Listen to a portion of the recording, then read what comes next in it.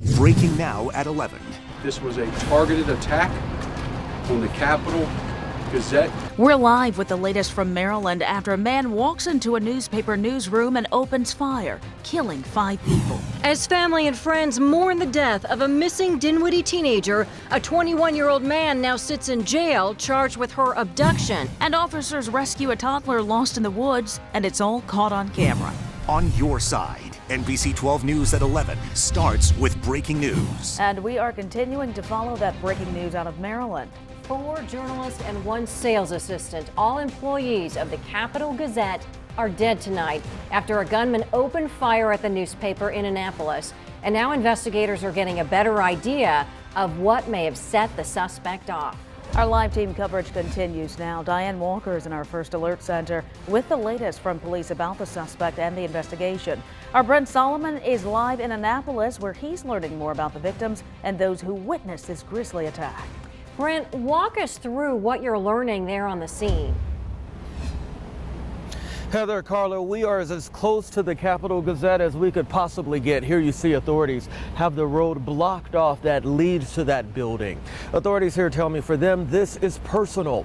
They know the journalists. They've been inside of that building, and now they're really working to determine what may have led the suspect here, 38-year-old Jared Ramos, to commit such a horrific crime. Chaos erupting in the middle of the workday. Scary. I mean, you open up the door and there's guys with guns pointing at you. So, yeah, it was a little scary. 38-year-old Gerard Ramos accused of opening fire at the Capital Gazette newspaper office in Annapolis. 5 killed, 2 injured. Late Thursday night, police released the names of the victims. Wendy Winters, Rebecca Smith, Robert Hyacinth, Gerald Fishman, and John McNamara all died. He entered the building with a shotgun, and he looked for his victims as he walked through the lower level. At one point, an employee took to social media saying everyone was told to get out of the building and walk across the street right here, taking cover in a nearby shopping mall. When we came down the elevator, as soon as the doors opened, the cops swarmed the elevator and told us, get on the ground, put your hands up. And they searched us, and then they immediately rushed us out the building. Police say threats of violence were made on social media prior to the gruesome attack. Tragedy striking a close-knit community now shaken to its core. This is a hometown newspaper. They're very accessible. I've been in that office. I've done editorial board meetings with them. I've gone to interviews with reporters. These reporters are friends and colleagues of mine, and they're very much community-based. So I think the whole town is a little bit in shock. We are the state capital. A lot of news happens here, but we're not used to this kind of tragedy happening within our community. Another live look for you now here at the scene, and I will have another report in just a few moments as I continue to gather latest developments here. But let me tell you this, I just spoke with an employee at the Capital Gazette, obviously too shaken up to speak on camera, but I asked how he's doing, and he said his work continues, quote, working to put a paper out tomorrow. We're live in Annapolis on your side. Brent Solomon, NBC 12. They are so brave to be covering this themselves. But now to the latest information on the suspect. Investigators say that Gerard Ramos sued the Capital Gazette 6 years ago for defamation and lost. Diane Walker is in our First Alert Center with the details. And Diane, what can you tell us? Carla, here's what we know. NBC reports 38-year-old Gerard Ramos filed that lawsuit in 2012. This happened after a columnist wrote about his guilty plea to criminal harassment in 2011. His case was dismissed and an appeals court affirmed that decision.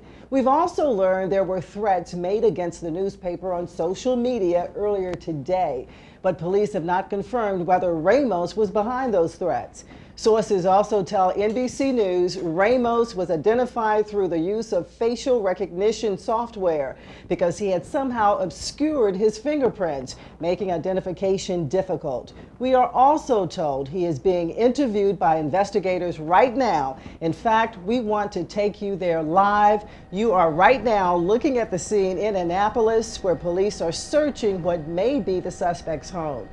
Now, the last time multiple journalists were killed in the United States was right here in Virginia in 2015. That's when WDBJ reporter Allison Parker and photographer Adam Ward were shot and killed by a disgruntled ex-employee live on the air. That's the latest from the First Alert Center. Back to you, Heather and Carla. All right, thanks so much, Diane. As this story continues to unfold, you can get the latest information from our NBC 12 News app. Make sure you have it downloaded on your mobile device for updates throughout the night. Tragic developments in the case of a missing Dinwiddie teenager. Just hours ago, the sheriff's office confirmed the body of 17-year-old Keasia Atkins was found early this morning, just days after she disappeared. Officials also confirmed they arrested a man in connection with her disappearance. NBC 12 reporter Eric Perry had been on the scene all day. He joins us now with the latest on this investigation. Officials say that the body of the varsity cheerleader was found early this morning, actually in the woods over here in this area known as Century Hills in Dinwiddie. Now, they also tell me that the body was found by investigators who happened to be out in the area searching for the missing teen. They say they found Keasia Atkins' body just steps away from where she lived. The family had hope up until the very last minute. Just before 5 Thursday afternoon, the news came down after a 3-day search in the Dinwiddie community. The body of 17-year-old Keasia Atkins had been found. She's home now, and that's what we prayed for. Of course, we wanted her home, safe and healthy, but she's home. No more wondering, no more confusion, no more speculating, no more people trying to assume stuff. She's home, but she's now with the Heavenly Father. Atkins disappeared Monday from her home, and the news of her death shocked and devastated this tight-knit community. She's a beautiful girl, and she will be well missed because she was well loved throughout the community. As police spent all day combing the scene, we learned officials arrested 21-year-old Anton Deontay Coleman and charged him with 1 count of abduction. Police are not releasing if the two knew each other. For this to be done to her, this not right, and it's not acceptable. Tough day. My daughter called me. She said, "Mom, she gone." And I had to come. Saunders says she knows the sting of violence all too well. I lost my brother back in 2001, so I can only imagine how the family, the sister, the uncles, the aunties, grandmother, the family, feel. The family is asking for support and, most importantly, asking for prayer. I got to be there for the family. Everybody that said, "I love you, Keasia," you show that love. Show that love. Now the body has been taken to the medical examiner's office where an official autopsy will be performed. The family now calling for privacy during this very, very sensitive time. They do tell us, however, that they are planning a vigil in the upcoming days. As soon as we know, we'll make sure you know as well. On your sign in Dinwiddie, Eric Perry, NBC 12 News. Thanks, Eric. And the Dinwiddie school system released a statement about the rising junior. It says in part, it is a very sad day for Dinwiddie High School. The thoughts and prayers of the entire community go out to her family. Keasia was a beautiful young lady. She will be greatly missed by the entire Dinwiddie High School family, especially her friends, teammates, teachers, and staff. It's another warm night across the metro. Here's a live look outside where we are in for another hot summer day tomorrow. The First Alert weather team is tracking the rising temperatures. Meteorologist Ross Renner joins us right now, and it's just going to keep going up, right? It sure is, Heather. Slowly but surely, each and every day is going to get a little bit hotter, and it's still very warm, and it's awfully muggy out there tonight. JES WeatherNet sites here in South Richmond at Channel 12. We're still 81 degrees, and there's very little, if any, wind to speak of. Notice our feel-like temperature 86, even at this hour. That's because it's so muggy, so much moisture in the atmosphere. We've got upper 70s, Midlothian, Clover Hill High School feels like it's 85. Feels like 81 in Mechanicsville, but the actual air temperature at Cold Harbor Elementary is 76 degrees. We had a couple of isolated showers, not many, but a few little downpours around the area a bit earlier. Now clear scans on First Alert Doppler, a few scattered clouds, that's about it. And I think skies will be mainly clear to partly cloudy through the overnight. Sunshine will be abundant for us the next several days. And you see today's high temperatures, lower 90s for Richmond, but we had some triple-digit heat out over the southern plains. Now, I think our feel-like temperatures could go into the triple digits by the weekend. We'll talk more about that and when there may be some cooler days in your 7-day forecast. Heather, in just a few minutes. Okay, I like the sound of that break. Well, a trash truck driver charged in a deadly crash involving an Amtrak train near Crozet now has a trial date. An Amtrak train carrying Republican congressman collided with a time disposal truck in January. Truck passenger Christopher Foley was killed. 31-year-old Dana Naylor Jr. is accused of driving under the influence at the time. He was indicted on 1 count of involuntary manslaughter and 1 count of maiming. His next hearing is set for December, with his trial set to begin in February. Now in Goochland, we are following the latest on a deadly crash that killed 3 people. It happened on 288 near the West Creek Parkway exit around 9 o'clock last night. State police say 25-year-old Lindley Zhu, 41-year-old Justin Ransom, and 45-year-old Amy Abbott were standing outside of the car when they were hit. According to investigators, Ransom and Abbott stopped to help Zhu, who had hit a deer. The accident caused the southbound lanes and 1 northbound lane to be shut down for several hours overnight. Good number 288 command. Keep all units en route. The operation on both sides in the median between West Creek Parkway and Thunder Creek actually will be between West Creek and Broad Branch. The state police crash reconstruction team was called out to the scene last night. We're told charges are pending, so we'll keep you posted. Also tonight, police are investigating after a van flipped on its side, injuring 18 juveniles in Portsmouth. It happened this morning on Hartford Street. Investigators say the van was involved in a crash with another car, and that's what caused it to flip over. The passengers were taken to the hospital, but fortunately no one had any serious injuries. No word tonight on what caused that crash. A former Richmond police officer is now the chief in Newport News. Chief Steve Drew was officially sworn in today. He replaces Michael Grinstead, who served as interim chief since last September, and former Chief Richard Myers. The new chief discussed several different topics, including reducing crime, being open and transparent, and building better relationships with the community and youth. I need youth to know that we're interacting with them, that I value them, that the community knows that we're going to work together, but not just the youth and community. There was another group that I wanted to show where my vision and direction is going to be, and that's the men and women of this police department. Chief Drew is going to oversee 600 sworn and non-sworn personnel. New at 11, the amazing rescue of a toddler who was lost in the woods. The amazing video you need to see coming up. But first, we are going to go back live to Annapolis, Maryland, where 5 people were shot and killed at the Capital Gazette. We'll have another update on the investigation in just a few moments.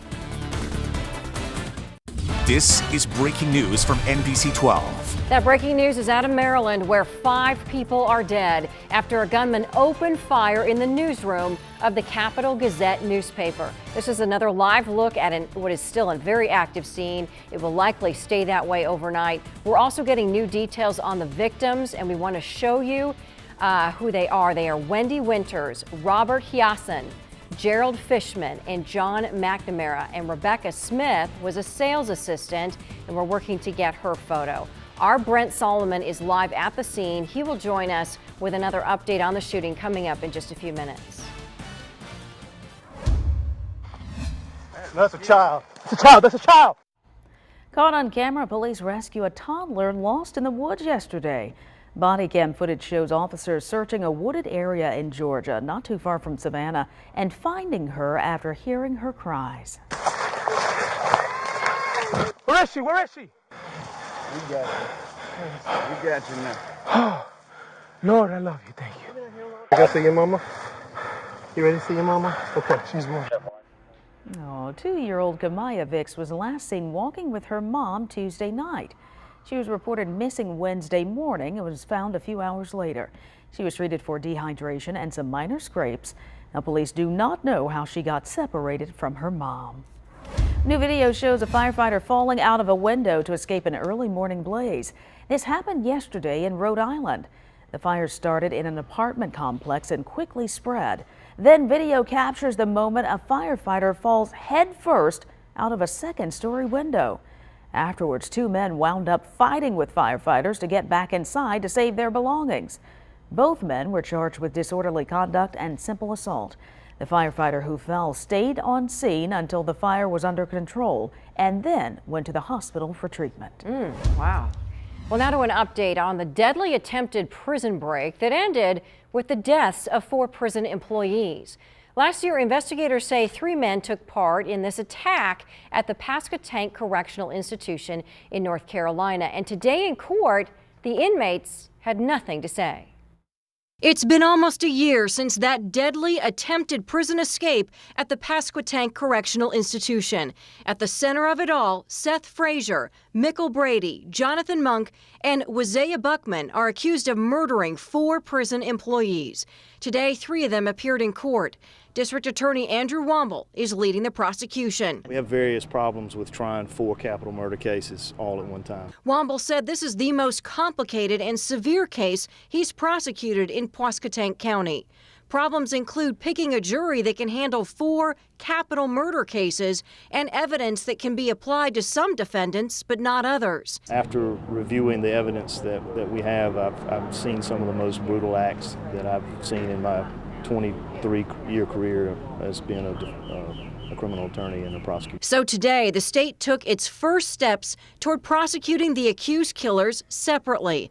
Attorneys scheduled Mickle Brady to go before a judge in August. Hearings for the other inmates are scheduled for November. We believe we're going to try the strongest case first. Also in court, friends and family of the victims. Families are taking it tough. They didn't want to talk on camera today, but Womble said they do have one wish. They would like to see the court move a little quicker, and we're trying to do that for them. Friends and family who want justice for the 4 workers killed and some closure to an absolute nightmare. The 4 inmates face 4 counts of first-degree murder each. North Carolina prosecutors are seeking the death penalty. A former NFL team owner is getting hit with a fine after an investigation into allegations of sexual and racial misconduct. Former Carolina Panthers owner Jerry Richardson was fined more than $2 million. The NFL says the investigation showed the improper conduct was limited to Richardson, and the team failed to report the allegations to the league. Part of the fine will be used to fund league-wide programs to ensure state-of-the-art workplace policies and training. Richardson announced he was selling the Panthers after the investigation surfaced last year. Happening tomorrow, it's the end of an era. That's because all Toys R Us stores will close. Now, we took this video today at a store in our area, and you can see people taking advantage of rock-bottom prices. Stores started liquidating back in April, and toys are now 50 to 90% off. For a list of stores in our area, just head on over to the NBC 12 News app. And if you're looking for a new fireworks show on the 4th, NBC 12 is very excited to play a big role in Rocket's Red Glare. It's a 3-day extravaganza at Rocket's Landing. The fun starts Monday with food trucks, music, and a pro beach volleyball tournament. You can enter to win VIP tickets, and you can also check out our full list of 4th of July events going on around Central Virginia. Just head over to 12abouttown.com. Accurate, reliable breaking weather specialists. This is NBC 12 First Alert Weather. Of course, a hot one out there today. A mixture of clouds and sunshine. 73 is where we started this morning. Our high was 91 degrees, and we're only going up from there over the next several days. 80 degrees currently at Richmond International. The dew points are very high, so lots of moisture in the atmosphere. Feels like it's 84 if you were to step outside. So our air conditioners will be working overtime through the night tonight. 70 degrees out in Louisa is the cool spot, but many areas a lot warmer than that. In fact, it's still 79 in Wakefield. Whitestone out near the northern neck still in the mid 70s. We've got 73 over in Farmville. Clear scans now on First Alert Doppler. We had a couple of isolated showers. Most of us did escape any rain today, but there were just a couple of cooling showers and a few spots. I think it's going to be dry, though, for the rest of the overnight hours. There's some scattered showers and storms down here in the Carolinas. You see some bigger storms back through parts of Kentucky and western Tennessee. But we've got high pressure off to the northwest. That's going to be building in. It's going to mean dry weather and definitely hot weather all weekend long. So the commuter forecast tomorrow morning, no weather worries in terms of your morning commute. There will be some glare, obviously, from some of the sunshine. The sun comes up at 5:51, 72 degrees at 6 a.m. By 8 o'clock in the morning, our temperature around 76, and then they numbers keep soaring from there. 87 degrees by noontime. 4 o'clock temperature is 92. Our high should be around 93, and notice it's still going to be quite hot and muggy into the early evening as well. The hour-by-hour forecast overnight, a little bit of patchy cloud cover. Other than that, skies mainly clear.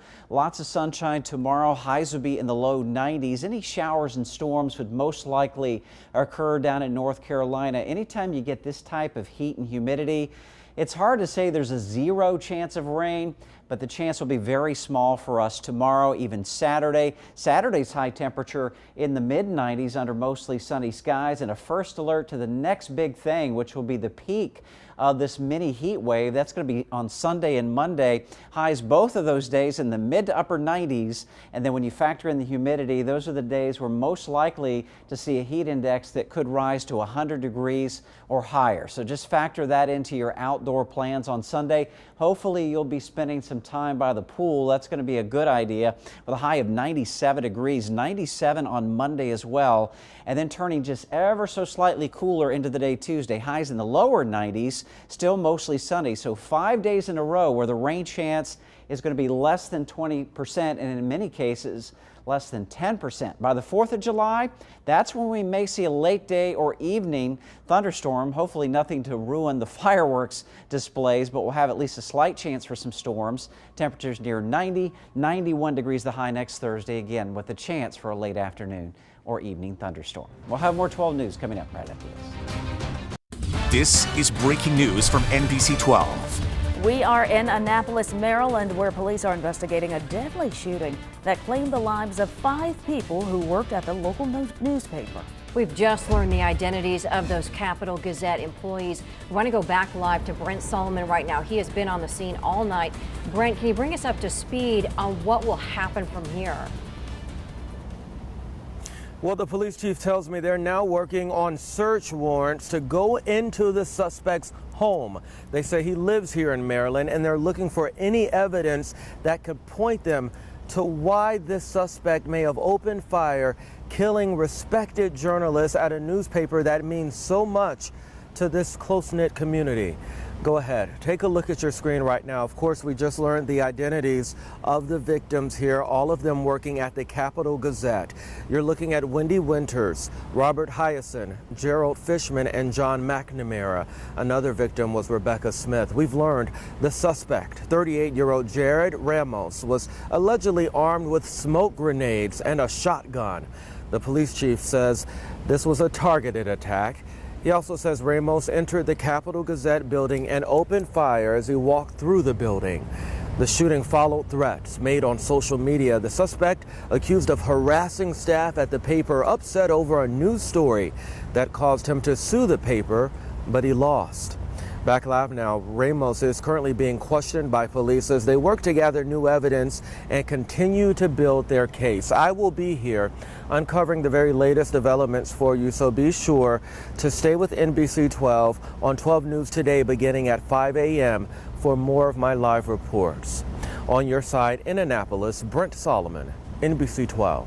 Brent, thank you. And boy, it really brings it home to see the faces of the people who were killed in this. Such a sad story. Yeah. And we'll be right back. This is breaking news from NBC 12. And of course, that breaking news is out of Maryland, where 5 people are dead after a gunman opened fire in the newsroom of the Capital Gazette newspaper. It is still very much an active scene and will likely stay that way overnight. We're continuing to learn more about the victims as well as the suspect, who is now in custody. Our coverage doesn't end here. We will have the very latest for you on our NBC 12 News app and more live reports from our Brent Solomon from the scene starting tomorrow at 4:30 a.m. on 12 News Today. Now that does it for us right now at 11. Thanks for choosing NBC 12. And we'll see you right back here tomorrow night. Have a good night.